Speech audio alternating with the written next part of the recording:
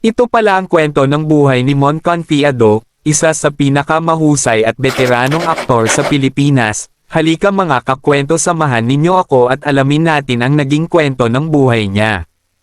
Ang buhay ni Mon Confiado, ipinanganak bilang Ramon Veroy Confiado noong March 19, 1968, ay kwento ng isang chameleon o taong kayang magbago-bago ng anyo, na mula sa pagiging isang nag-aalinlangang estudyante ng inhinyeriya ay naging isa sa pinakarespetadong method actor sa Pilipinas.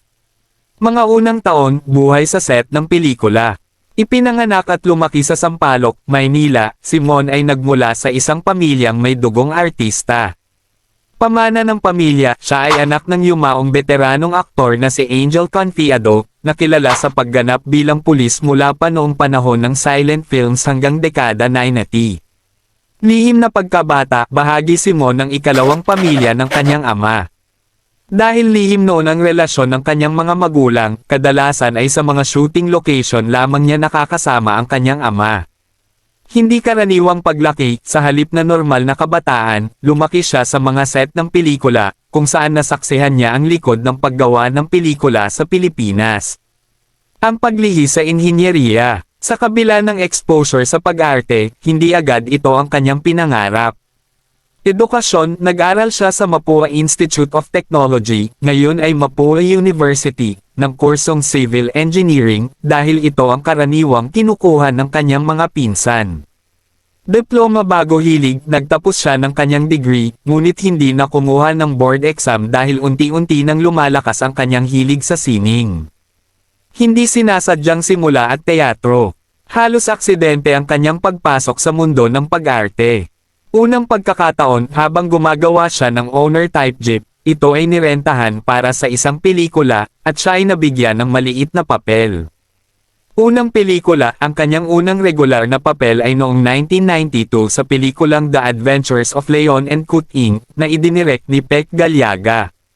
Disiplina sa teatro. Bago sumikat sa pelikula at telebisyon, hinubog niya ang kanyang kakayahan sa teatro, kabilang ang mahigit 300 pagtatanghal ng dulang The Trial, kasama ang dula ang UP.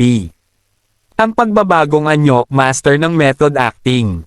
Kilalang kilala si Mon sa matinding dedikasyon sa kanyang mga papel, na maihahambing kina Christian Bale at Jared Leto.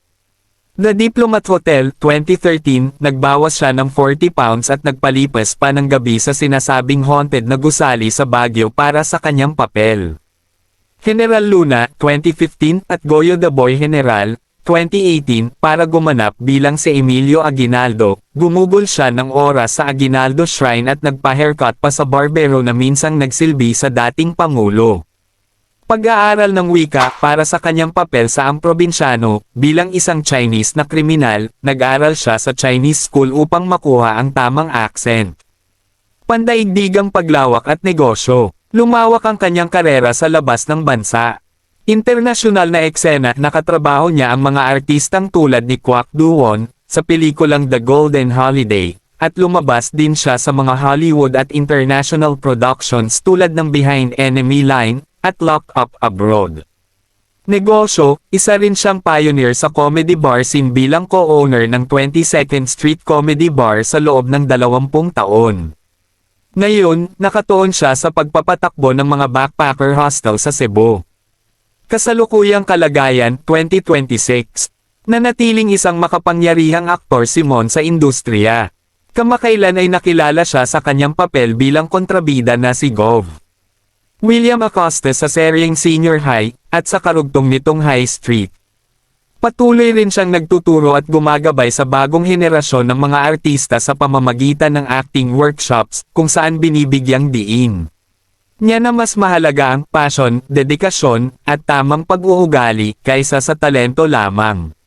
Nagustuhan nyo ba ang ating video mga kakwento? Wag mo naman kalimutang i-like ang video natin at i-follow mo na rin ako, para updated ka sa mga bagong video natin at i-comment mo na rin dyan sa baba kung saan lugar ka para alam ko kung saan nakarating ang ating video. Salamat!